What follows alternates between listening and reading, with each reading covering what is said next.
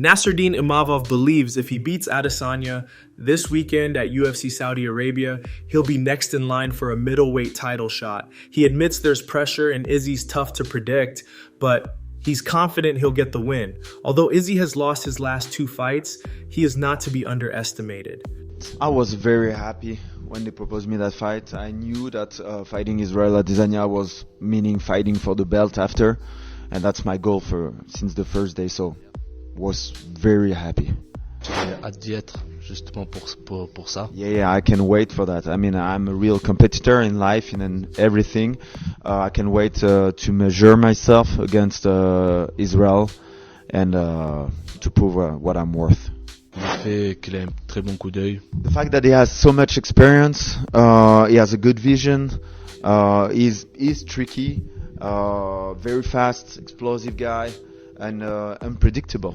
Avec d'autres facteurs, ouais. Yeah, a lot of pressure, but it's gonna be a mortal fight. It's gonna be who's the angriest, and I think I'm gonna be the one.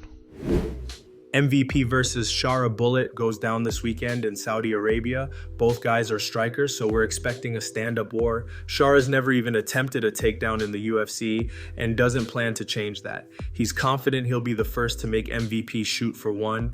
It's a good test for both men, and my personal opinion is that MVP has a slight edge here. Speaking to MMA Junkie, Shara said, "I'm a 10-time kickboxing champion with light contact kickboxing. I'm a Russian Muay Thai champion. I fought in stadiums in Thailand and other places. I have the status of master in sports in different fighting categories and different fighting sports. I have better striking. I have better cardio." And I think when we're in the octagon together, there's going to be nowhere for him to run. That's different because these kickboxers, they usually just fight for points. They lightly touch, they tap, they slap almost. But when it comes to Muay Thai and Lethwei, the folks who do those types of sports, they kick and hit so hard as to break a bone of their opponent. It's every punch and every hit could be a fight-ending punch. I've had 20 fights in MMA at this point, and I've never went for a takedown. I watched his fights. It doesn't look like he goes for takedowns too much, but I'm going to be that person. I'm going to make MVP be the first one to jump for a takedown. It shows that I'm one of the best strikers when it comes to the middleweight division or the welterweight division. I'm going to show when it comes to my striking, there's no equals to me in this fight. On my side is the strength, the power. On his side is the speed and the movement. As for the knockout on February 1st, all I'm going to say is do not blink. Just watch the fight. You want to see it. You don't want to miss anything. Eric Nixick confirmed that Alex Pereira will be cornering Sean Strickland for his rematch with Dricus Du Plessis next week. Alex also cornered Sean in their first fight with Dricus at UFC 297, where Sean lost by split decision. Alex knocked out Sean in the first round back in 2022.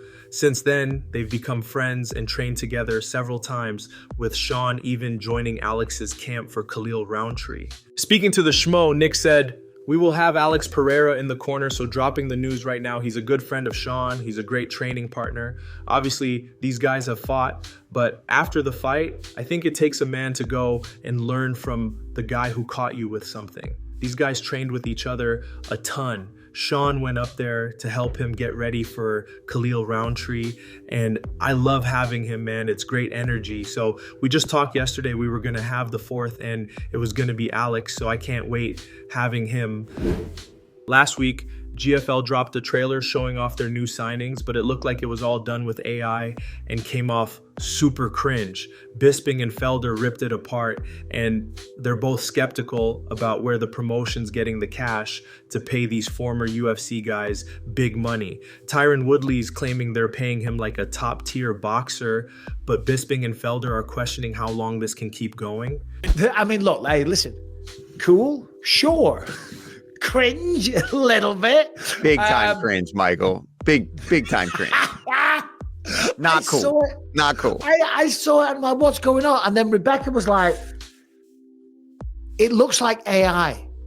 They've definitely, it's not AI. I think they did actually have to clad those suits, shall we say, and get all superhero-ish. And They better save some money for the fighters that they're apparently paying. I mean, it looks like some There was a few wrinkles smoothed out. They definitely Instagrammed the shit out of those faces. You know what I'm saying? Yeah, because they're all like 40 plus. And they get, well, in fact here, and oh God, this is bad. It's like I'm trying to talk shit, and I'm not talking shit. Listen, I'm all about these promotions and getting fighters more opportunities. Even though I'm with the UFC, I have no problem with that. But try to catch some of the young blood, man. Like, that's what I love about what the UFC does with the Contender, with the Ultimate Fighter. The UFC doesn't want the older they want the new, they want the young guys that are coming in the sport. Like any other professional sport that's big in the world, you eventually have served your time, and fighting for some reason, just guys stick around, and now they get this opportunity, and good for them. No problem against that. But every one of them used to be a UFC fighter, and so they're not for a reason anymore. Devil's avocado, okay? Kevin Holland fired back at all the backlash he's been getting since his appearance on the Jackson podcast. To sum it up, Kevin was pissed about a joke Rampage made a while back about his weigh-in pose before the MVP fight, saying it looked like two women scissoring. Kevin then went on Rampage's podcast before UFC 311, and it was awkward from the jump. He said he wanted to fight Rampage and even told him to shut the fuck up at one point because Rampage didn't know what a 45-70 was. Kevin posted this to his Instagram today. It says, "But do you know what a 45-70 is? Because that's what plays with my ego." It's a photo of him and Rampage, in the caption. Kevin wrote, "Can't beat it, rock with it. 4 to 5 wins at 70 and we'll see, bucko. Got Rampage booming again. Hashtag 45-70. Kevin then posted this to his Instagram story. He wrote, "Rampage and OG for sure. I blame his podcast partner for instigation. JK, all me. Should have drunk that water before we got started. Cottonmouth Kev, a dickhead."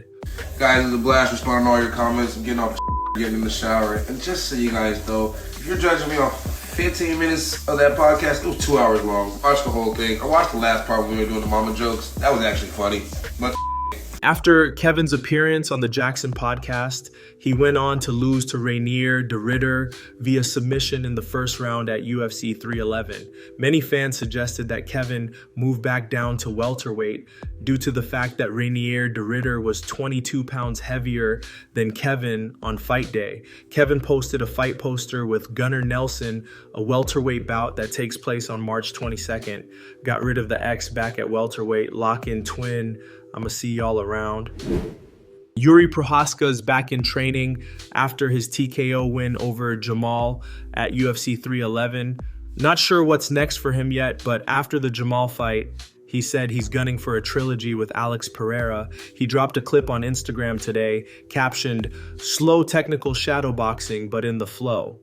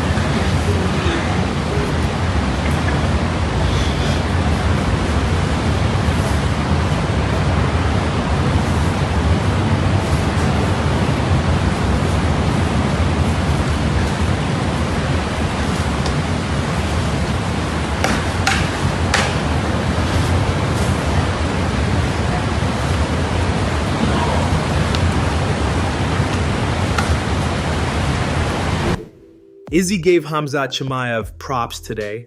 Khamzat stunned everyone a few months ago by submitting former champion Robert Whittaker in the first round with a face crank. Izzy said after that, he knew he had to keep an eye on Khamzat. Speaking to media ahead of UFC Saudi Arabia this weekend, Izzy said, yeah, he's really good. When he fought Rob and he beat Rob, that was one that made me go, well, when he fought Gilbert Burns was the one that I had respect for him. I was like, okay, he's got that dog in him. He can fight, he can dig deep, and he can still swing. When he fought Rob and beat him the way he did, it made me take notice. Like, okay, we got to be careful with this guy. Watch out for this guy. Dricus Du Plessis has reacted to the clip of Israel Adesanya and Robert Whittaker talking about his fighting style. Here's what they had to say recently on Izzy's YouTube channel. I want to give the edge to anyone to be Dricus in that fight. Even though Sean will definitely try and walk him down again and whatnot, but one thing about Dricus is just awkward. He would throw just to stop you in your track. Yeah. There was one I remember when I sprawled on him and like head hit the mat. I tried to kick him on the ground and I was like, get up. And I advanced and straight away he just went. And I had to stop. So it stopped my momentum and I had to reset. So he's just weird, man. He's like the best shit fighter in the world. Dude. It's so good. Yeah. I can't even fault him for it, eh? Because it works. Bastard, you know what I mean? Like, I remember when I fought him, in that like first 30 seconds, I was like, dude, he's so slow. Like, you know what I mean? It's like out of nowhere. Like, I'm like, bro, he just... Dude, but then I got punched in the face. Like, you know who's like that? And he Did you just fought Ben Boyce at the gym? In an interview with Far Sports Australia, DDP has responded to that clip saying, well, it seems like they still haven't figured it out. I don't think it was derogatory. I think it was, well, even if it was, I guess it's irrelevant at this stage, but I do think that they're looking at it and going, how did this happen? And I guess that's a good thing. Look at me bringing people together. I don't think that Izzy and Whittaker ever had real animosity toward each other. It was just so competitive. And now that it's over, it's cool to see how the sport, they both had the same vision. They both wanted to be the best in the world, and they fought twice. Adesanya beat Rob twice. Where I'm in my career right now and where they are in their careers, I think it's two different spaces. And that's why they are able to now train together, because for them, they're not going to fight each other again. So it's amazing to see. And that's going to wrap it up for the news. Thanks for watching. For daily MMA news and content, subscribe to the channel and click the bell icon to be notified when we post videos.